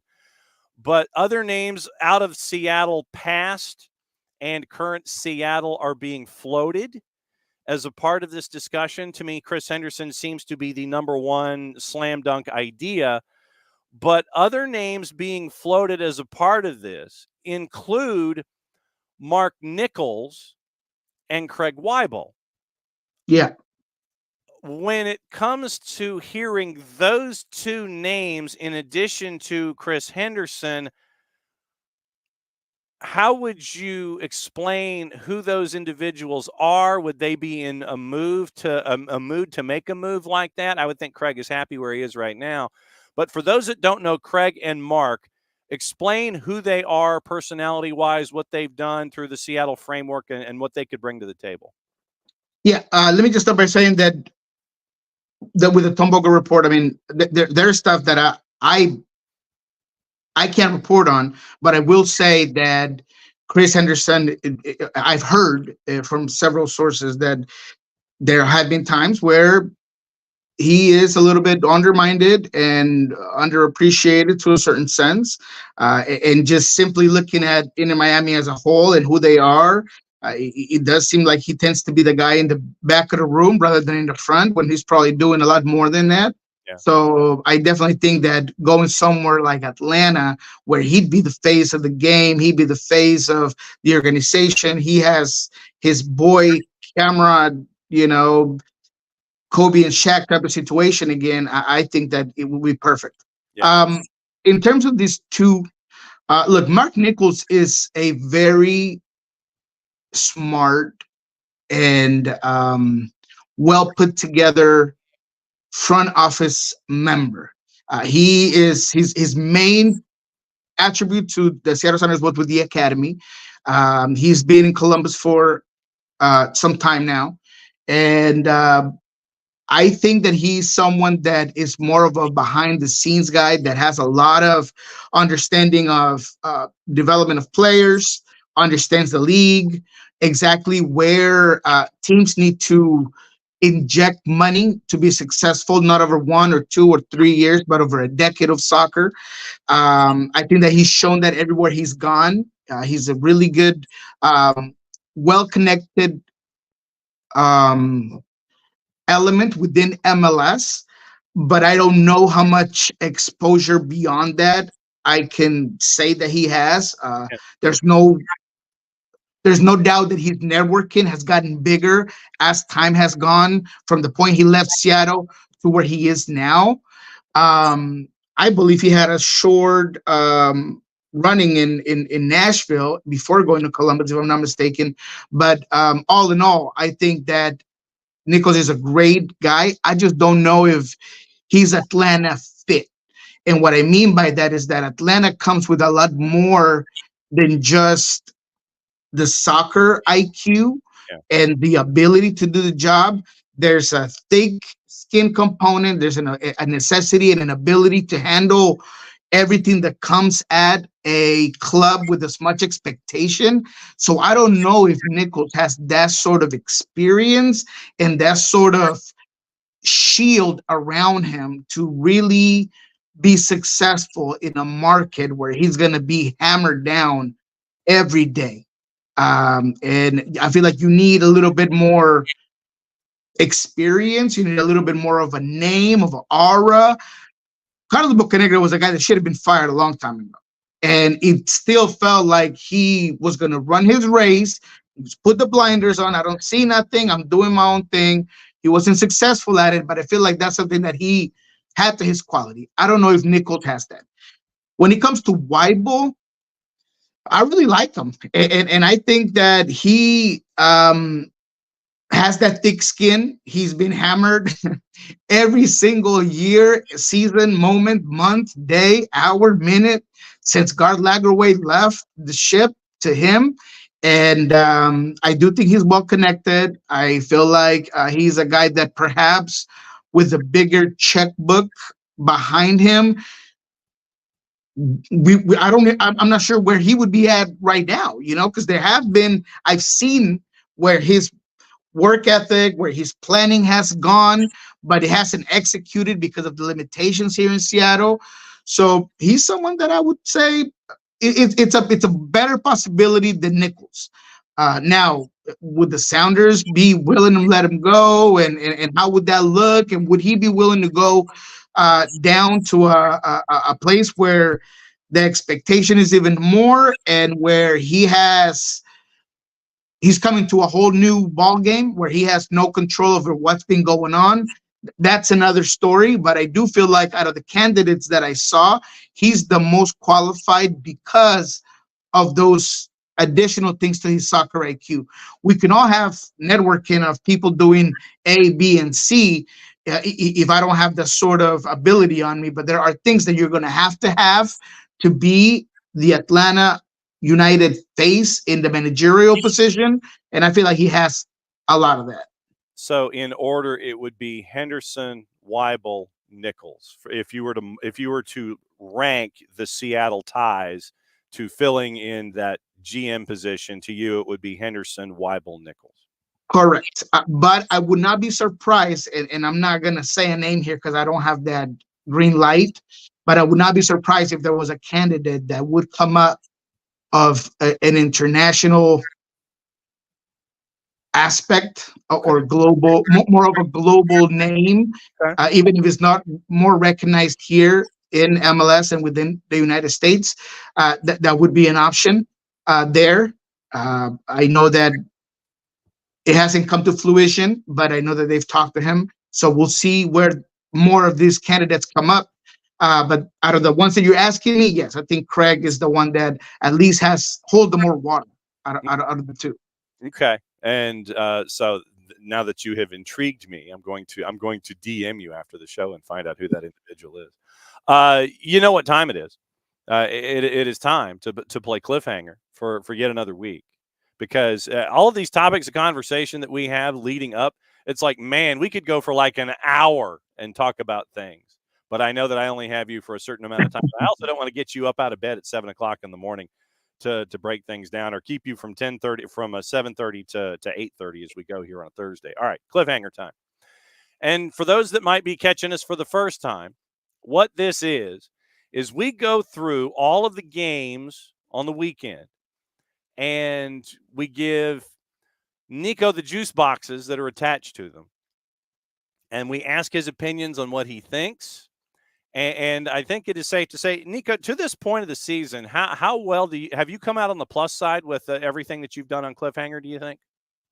For the most part, last week I completely ignored the international window, and I do apologize for that. I should have taken that into consideration a lot more, and I didn't, and that kind of bit me in the behind. But I think that for the most part, we've done very well, specifically with the West Coast matchups, the total in goals. We've come up actually pretty nicely. I think that's where I've hit the most. Just kind of understanding the dynamic of certain teams playing each other. So yeah, I think we've done pretty well. All right, so it's time for a little bit of rivalry here on Cliffhanger, and I will save Atlanta and Nashville for last, because since that's where we're based. I'm just going to run through games, and if you're interested, just tell me to stop, and then we'll talk about it. CF Montreal and Charlotte. Charlotte on the road at Stade Saputo is a plus 142. I don't like that. I'm going to go draw at a plus 254. I know that Montreal has problems stopping goals, but Stade Saputo is an entirely different animal. I can go draw there very easily. Yeah, I think draws are a good one for that game. Everything tells you that it's going to be a draw. Charlotte's forte is not offense, and although Montreal has a lot of issues in their own back end, I'm starting to again see things where they can manage more of a 90-minute game, And so I think that a draw is a good safe bet on that one. Juice box bosses have thrown a blanket over DC United and NYCFC. DC United a plus 150, NYC's a plus 158 on the road at DC. So they're kind of close to the margin of error. Don't be surprised if that continues to close as we go. Hell is real.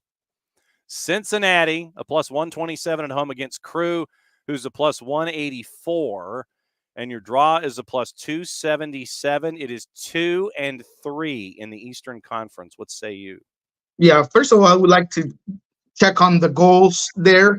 But I think that this is a big one for Columbus. And I think that they know it.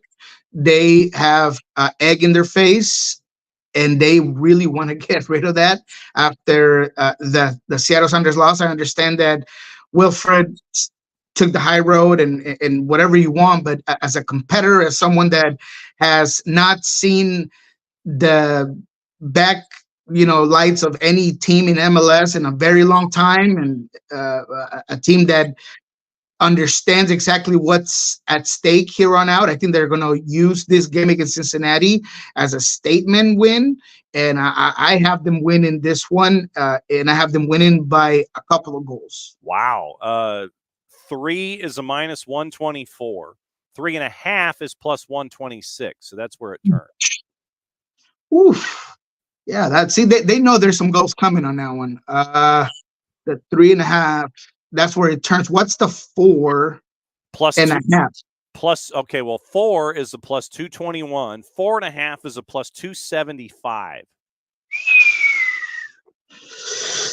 Man, you know what? I might take that 4.5 just because I feel like this is going to be a game that is going to be a lot more open than people think. And again, for a guy like Cucho Hernandez Colombia decided to just bring on so he could wear the kid and carry the waters and whatever they did with Cucho. I think he's going to come in very motivated, very fit and ready to go. Having that interaction with your national team when you've been wanting to get on the field as long, I think that's going to translate into the field. I see Columbus coming in hot in this one. And I know Cincinnati's going to be able to say a little bit something back. So I think there's going to be a really good game. I'll take 4.5 and I'll take Columbus. Oh, wow. Okay. Messi and friends, maybe with Messi at a minus 192 at the Erector set in South Florida as Philadelphia comes to town. Philly is north of plus 435. That could be a long night either way. I think I wouldn't want anything to do with it, but I think Inter Miami is going to win this game. Purple team, big favorite, hosting New England. Caleb Porter serving a suspension. Toronto on the minus side, hosting Austin FC. Fire is a plus 173, hosting Red Bulls. So Red Bulls are a road favorite, going to Chicago at a plus 149. Houston on the minus side, hosting RSL. RSL is a plus 258 on the road at Houston. I find that's an interesting one for me. Yeah, but RSL's been a little bit of a hard team to decipher after the loss of Carlos Gomez and Chicho. And yeah, I don't know if I feel comfortable taking that RSL. What's the draw on that one? Draw is the plus 283. Yeah, I think a draw on that one would be a safe bet at 283. Absolutely. All caps on the plus side, barely hosting Minnesota United at plus 104. Rapids barely on the plus side at a plus 106, hosting Timbers at a plus 206. El Tráfico, once again, juice box bosses have thrown a blanket over it. LAG a plus 150. And then check the absences and who's going to be back, because last week, no Oliveira, no Bogush, and no Buanga for LAFC. We got to figure out who's back. But right now, LAFC is a plus 154. LAG is a plus 150. Woo. Yeah, that's a tough one. That's a tough one. I'm going goals on that one. I'm not touching 100%. I'm not touching anything when it comes to the game itself. If I do, it's going to be draw. 2.5 a minus 215. See, they think goals are going to be here, but wow, that changed in a hurry. 3.5 is a plus 117. 4 is a plus 192. 4.5 is a plus 260. Wow. 4.5 is a plus 260. Mm-hmm. 4? Oh, my. 4 over? over at 4, maybe not quite. Yeah, I think I'll go over 4. I think 4.5 is good. And quite honestly, oof, like you said, depending on who's back. I mean, LAFC is very tempting, and I know that the Galaxy have had something to say against LAFC, but man, the LA Galaxy has so many issues back there defensively, and they even struggle in the first line of midfielders are just holding back a team in transition like LAFC. Look, you know what? I'm gonna go on the side of LAFC. I'm gonna take LAFC and the 4.5 on that one. All right. Vancouver, big favorite, obviously hosting San Jose. Then your match, Seattle minus 167 on Sunday, and Sporting is a plus 413. No real surprise there. No. The Seattle Sounders, I think they are also unreliable, to be honest, even at home, even against a team like Sporting Kansas City. I would not put my juice box necessarily there because of obviously the minuses on that one.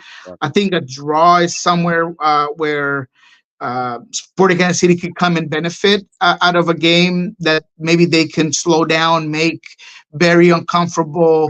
I think that there's been an improvement out of Sporting Kansas City, at least in the defensive side. So what's the draw on that one? Draw on that one is a plus 318. 318. Ooh. Mm-hmm. I like those numbers. I'm not gonna lie to you. Look, I know that Seattle's trending in the right direction, and I get it. And I understand that with Peppo starting to get some minutes, things can come about. But I'm still not 100% sold on the team. I think that for my money, I think a draw would not be bad on that one. Okay, because then you've got a quick turn like everybody else, and then you're playing San Jose in the midweek at home. So you got that to take care of. Last one on the board for us, Atlanta, Nashville. Atlanta's a big favorite at a minus 152. Nashville's a plus 360. Yeah, I wouldn't touch Nashville with my mother-in-law's money. I think Atlanta's gonna take care of business. I think Nashville's been honestly a disappointment this season. They've gone from bad to worst. They've honestly been a yawn to refer to a lot of times. And I think Atlanta's turning in the right direction. So yeah, give me Atlanta. All right. What's going on with the Soccer Bar and Pulso Sports? Because I know you got to get out of here and we got to get out of here. Yes, sir. Soccer Bar in about 40 minutes. We'll be heading a little bit deeper into the Pochettino news. We're going to talk about UNSP's national team. We're going to talk about the upcoming matches, Seattle Sounders, a lot of what's going on for this game specifically. Stephen Fry still in concussion protocol. I don't think he'll play against Sporting Kansas City. Leo Chu has been playing individually, and he's really fallen out of favor. I've talked about this before with the coaching staff. Brian says tendinitis. Look, I've asked around, and I haven't heard that there is any sort of situation with Leo, so I'm not sure what's going on there. But I think this all goes back to my article with Sandra Hard, where there is a lot of things in that locker room that Brian might want to, obviously for the correct reasons, keep it all in house and everything's okay. And I don't know why Raul is upset, and I don't know why he called certain situations of my article inflammatory. He didn't say that again this week, so maybe he got a chance to read it a little bit farther. But again, when I come with a story that I've worked this long, I do my job sourcing it. I'm not going to put my reputation, Sandra's reputation on the line for gossip. And when I say that I have multiple sources on those locker room issues, I don't mean 1, 2, 3, 4.